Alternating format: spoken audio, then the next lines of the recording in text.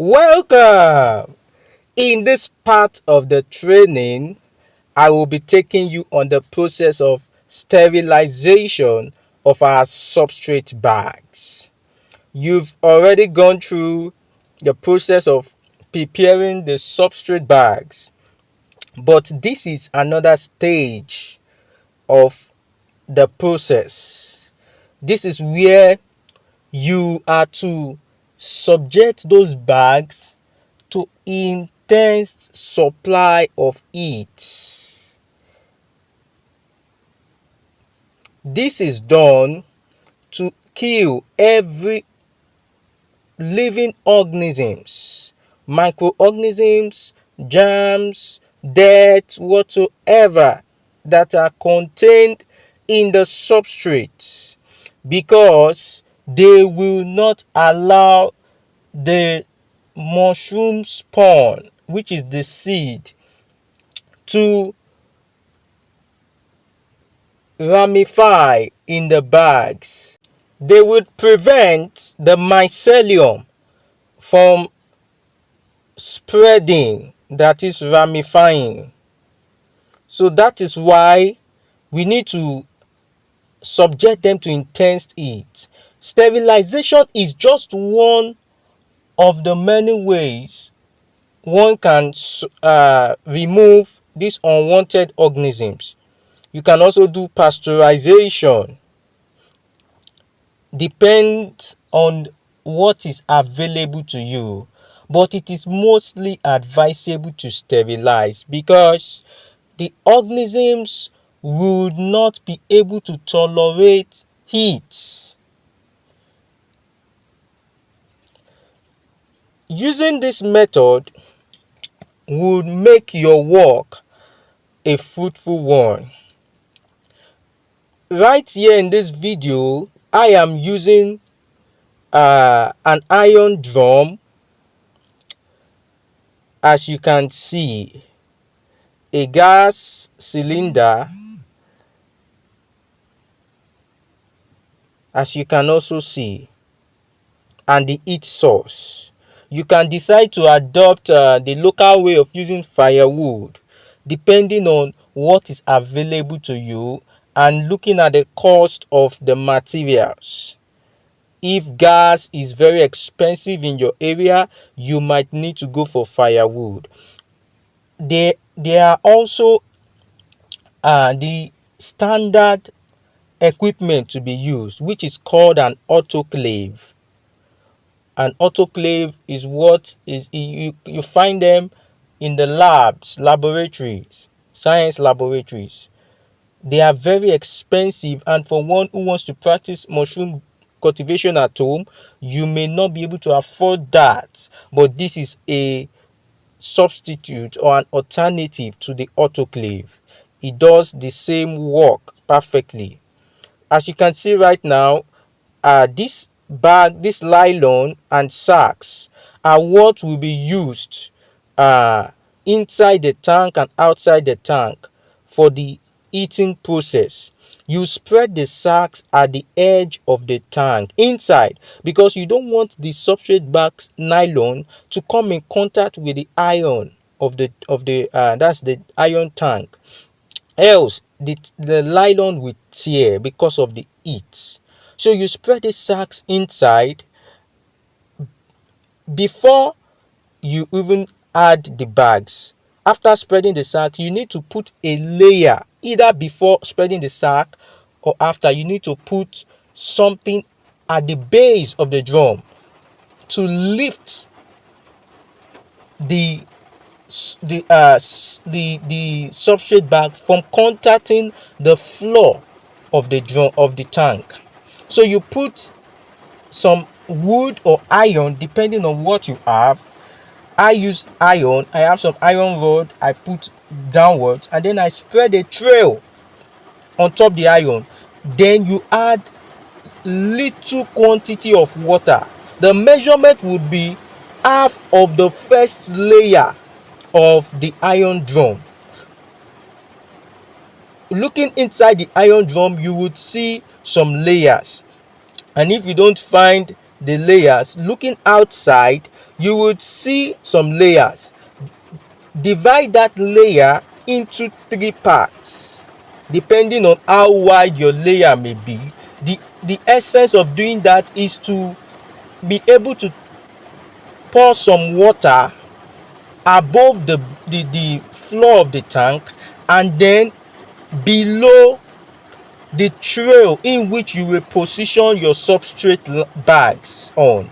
You don't want the substrate bags to be soaked in the water, and still you need the water inside the tank, because it is the water that will boil and then sterilize everything inside the drum. Yes, we are adding the water now. We would be adding the water.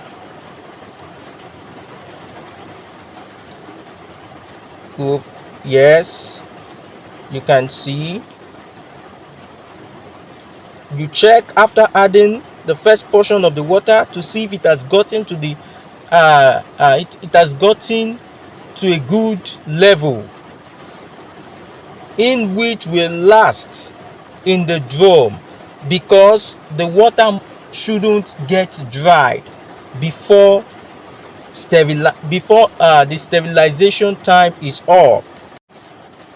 The water has to be able to stay in the drum for about 5 to 7 hours, which the fire will be on. Sometimes could be as long as 10 hours, but you can go for between 5 to 7 hours of steady supply of heat. Steady supply of heat. When counting the hours, you don't count the first 1 hour after you have turned on the lights, because at that stage the tank would have not gotten hot.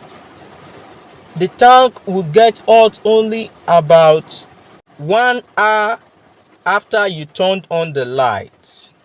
So you start counting after 1 hour. The sterilization process is very easy. Using this iron tank helps you to be able to sterilize large quantity of the substrate bags depending on your size of the bag, the size of the nylon you have used.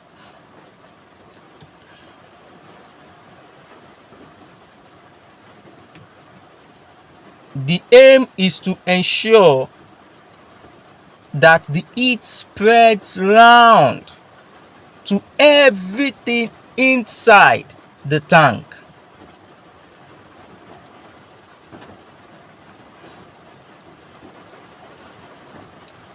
Oyster mushroom cultivation is an interesting process.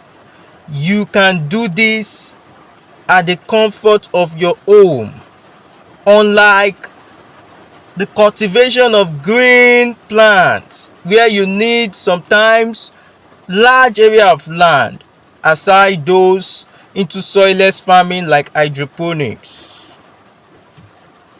You can see the inside of the tank, see the trail. Underneath that trail are some iron rods. Looking at the water level, I will still adjust the trail to be a little bit above the water level, or you can decide to reduce the water level, because you don't want the bags to get soaked in the water.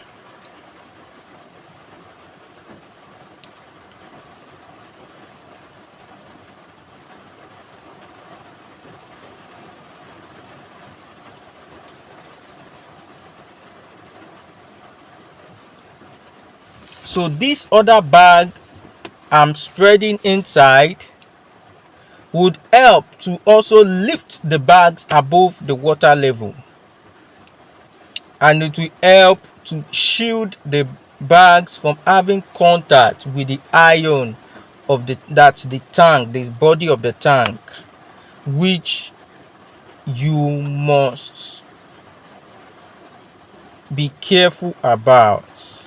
Once it gets contact with the tank, the heat affects the nylon, it expands, and then it tears. By the time you finish the sterilization, you will find out that the sawdust have poured out into the tank.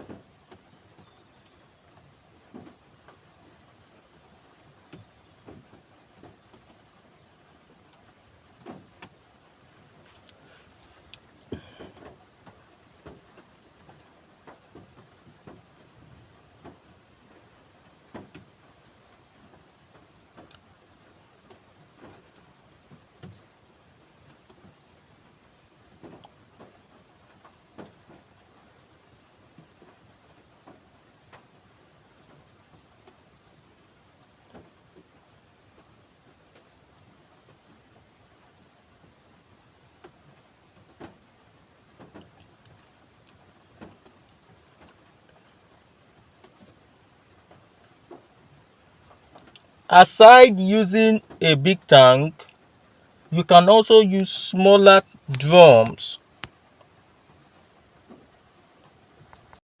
or small pots.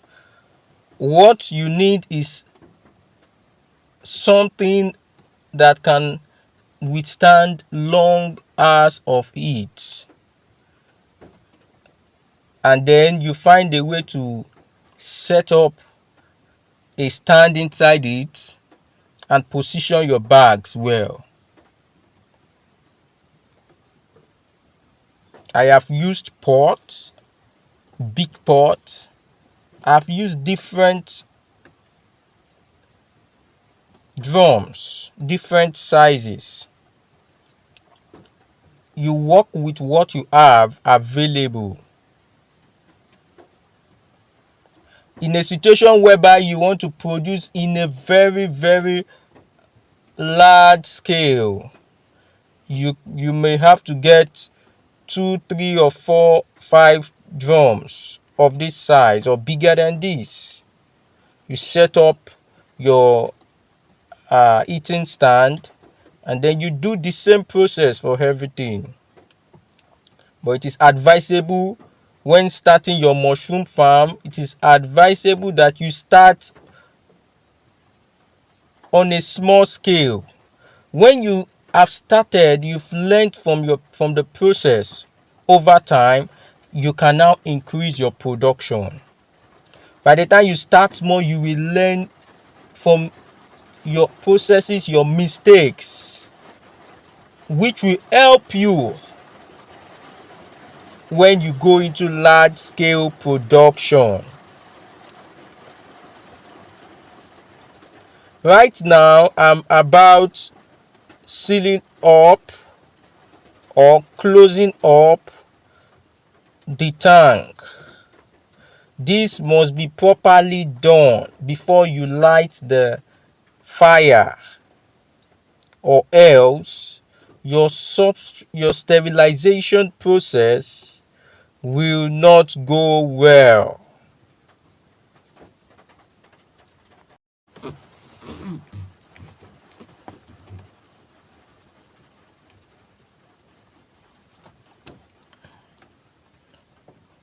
You need to look out for every opening.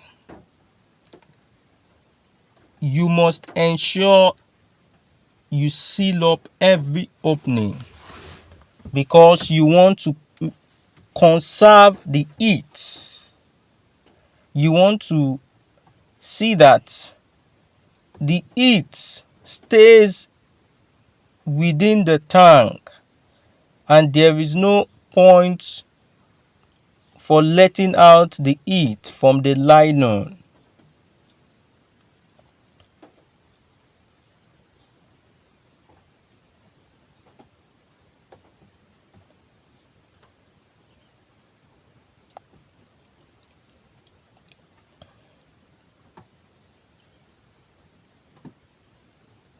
you need a rope to tie this nylon that you have used to cover the tank.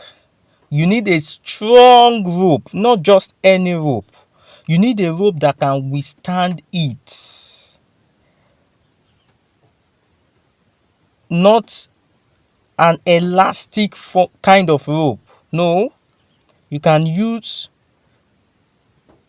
any strong rope that does not expand when it comes in contact with it.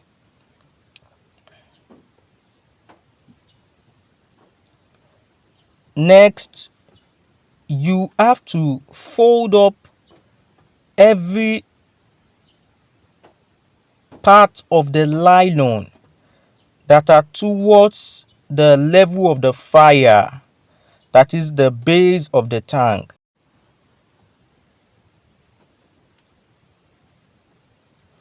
You will not want the nylon to come in contact with the fire, else this can cause a fire accident while your sterilization process is on. So you would fold up every part of the nylon.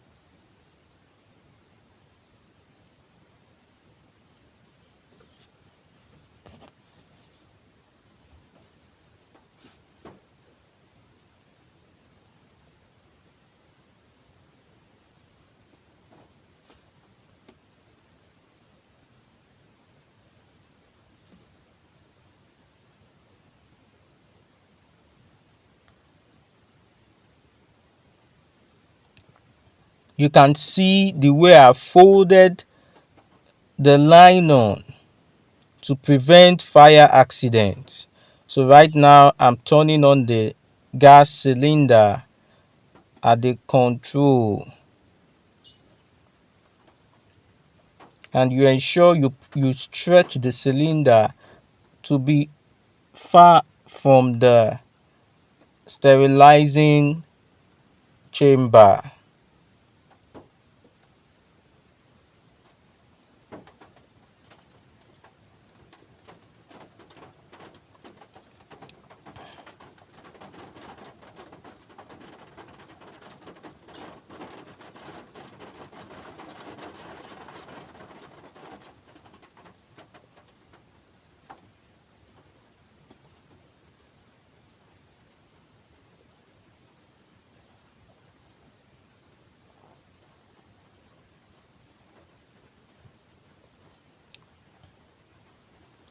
Very soon we will turn on the lights, we will turn on the fire.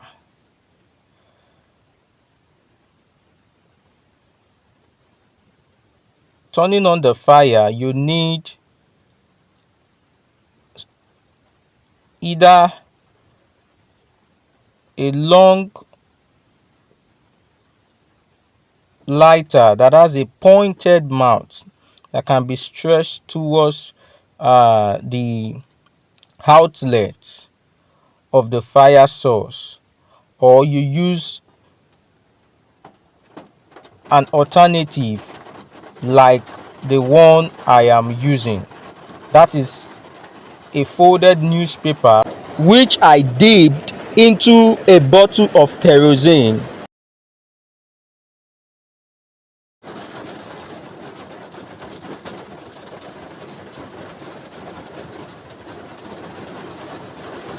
I am about to light the fire now, after which I would leave the fire to burn for about 7 hours.